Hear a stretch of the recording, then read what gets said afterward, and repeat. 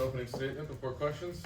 Well, first I want to say good luck to our softball team. Coach Anderson and her girls ranked obviously number 15 in the country. You know, they have a game against Marshall and Northwestern, and then obviously this upcoming game for us is a Rally for Ryan game, and it's a partnership with our pediatric cancer center of our campus health department, MU Health. So we always want to rally behind such a horrific disease that has impacted several people, family, friends, loved ones, and obviously for this cause, it's been great for our community to rally behind Ryan. Coach Hamilton has been a tremendous support system for me in my life. He'll continue to do so.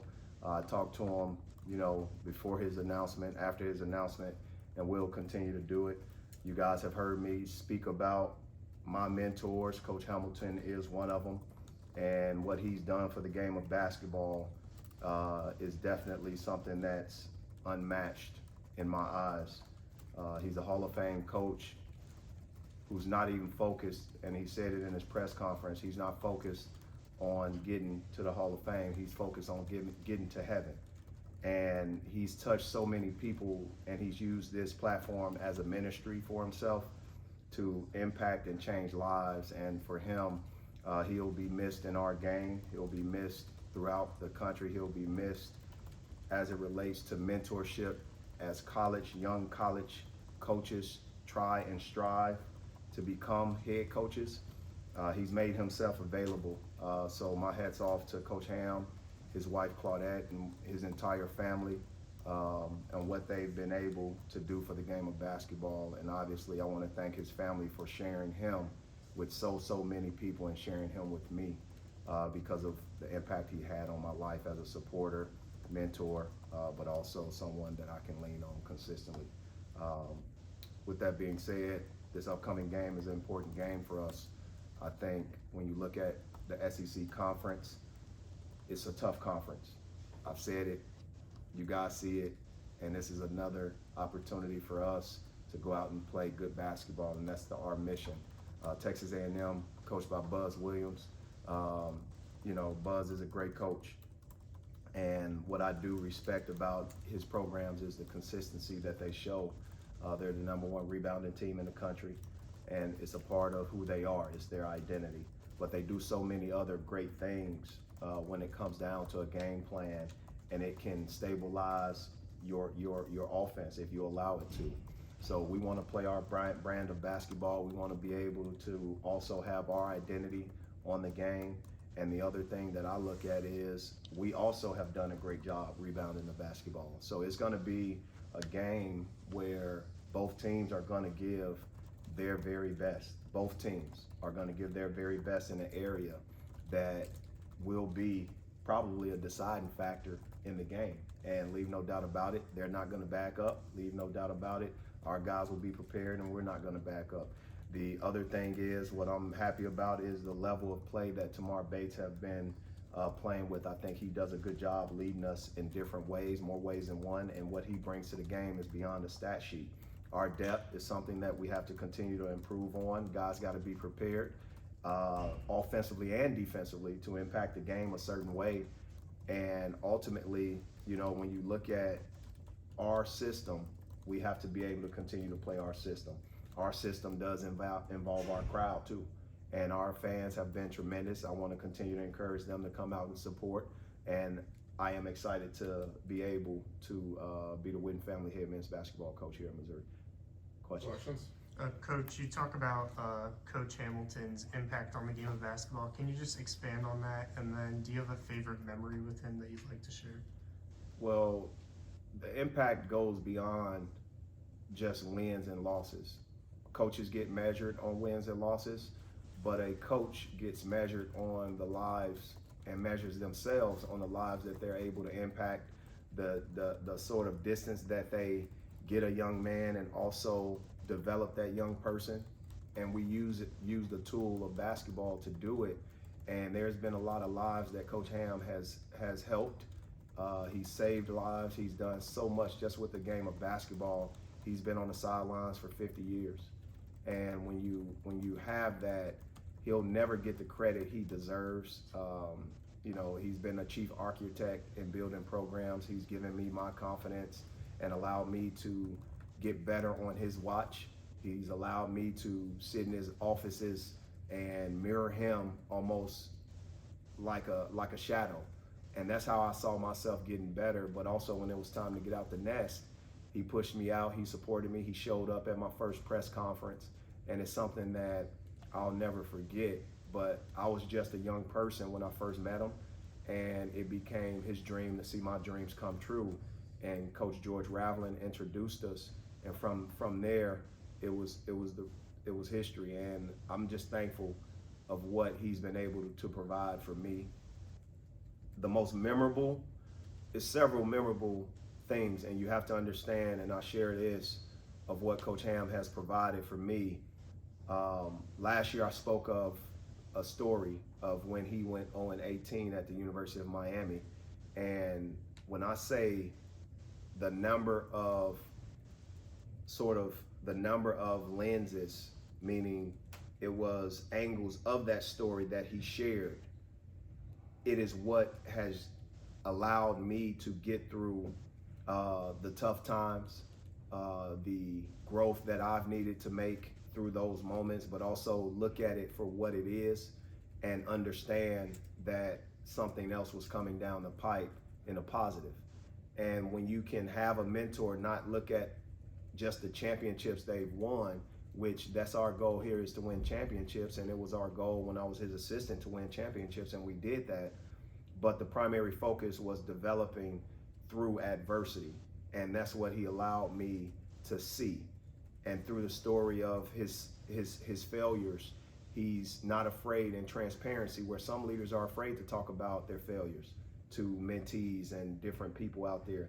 He's not afraid and wasn't afraid to share his failures in transparency in ways that he can get better. And that definitely is something that will always resonate in me, but also resonate the fact that I'm here to also help others get in the business, stay in the business, move throughout this business the best way I can. You got to understand, Coach Hamilton has a large tree, and that is something that will be missed when it comes down to coaches pushing guys, mentoring guys, preparing guys, and doing it in a way that their platform is shared, and they're not afraid of the part of sharing that. He's not afraid of the sort of fingers getting pointed at someone else in success. He shares his successes with others, and I think that part plays on me because I don't really share my successes with myself.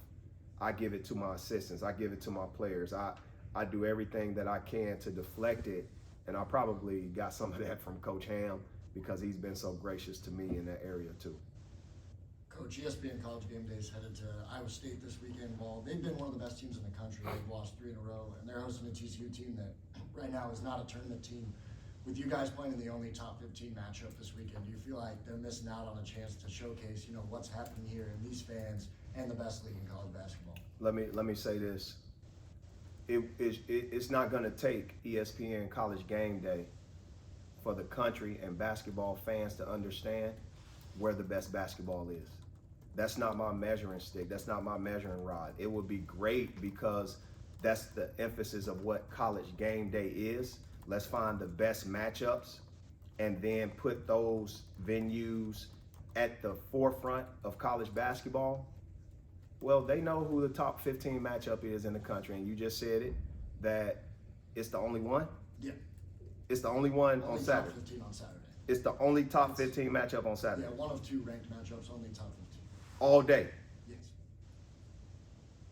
There's some educated people inside that makes these decisions, and I'm not on that committee to figure out College Game Day. I don't know the process at which they choose it. I'm not here to ridicule anything, but we got SEC Network. That's what channel we're on.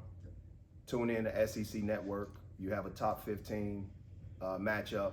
It doesn't have to take a College Game Day for you to tune in. I think it's unbelievable that our conference is where it's at, and it's a tremendous platform that I think the coaches expect it, our players expect it, and they're not going to be upset that we're not on ESPN, I guess.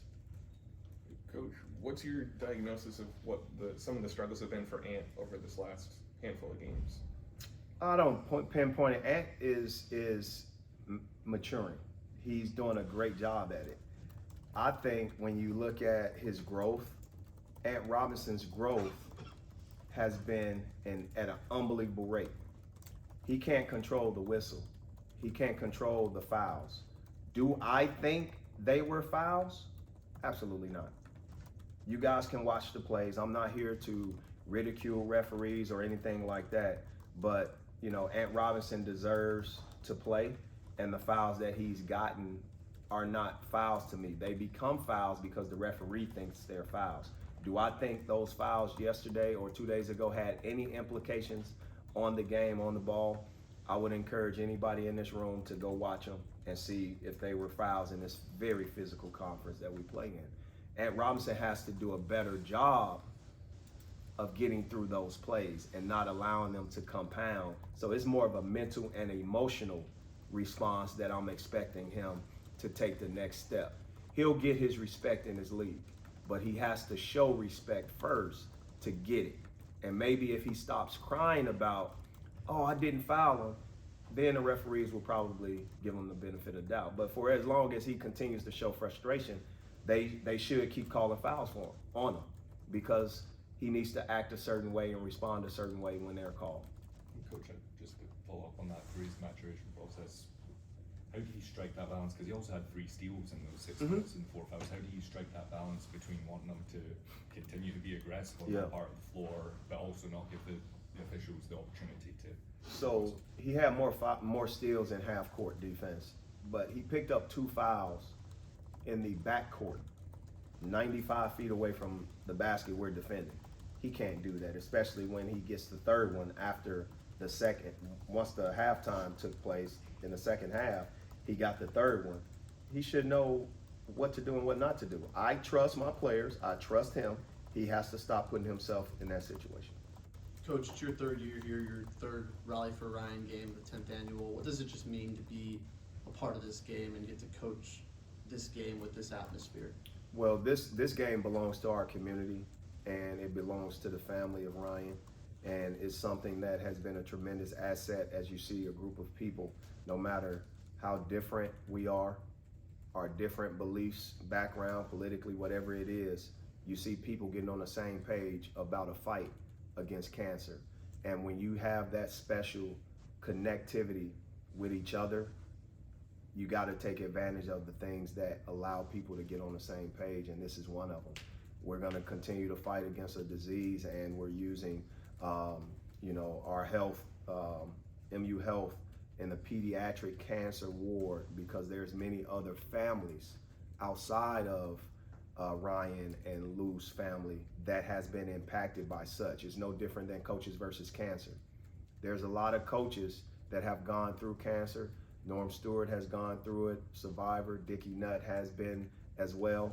And there's other people that we want to obviously raise funds and raise awareness, but also instill confidence in those battling, because sometimes you can be isolated, and that's what allows sometimes cancer to be successful.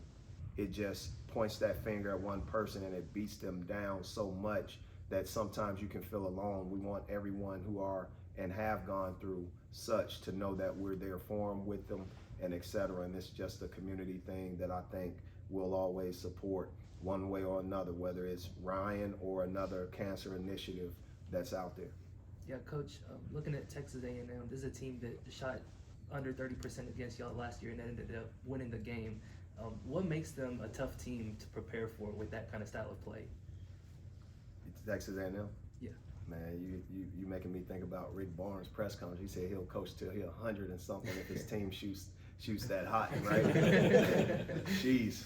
Well, sometimes you can't have a defense for hot shooting.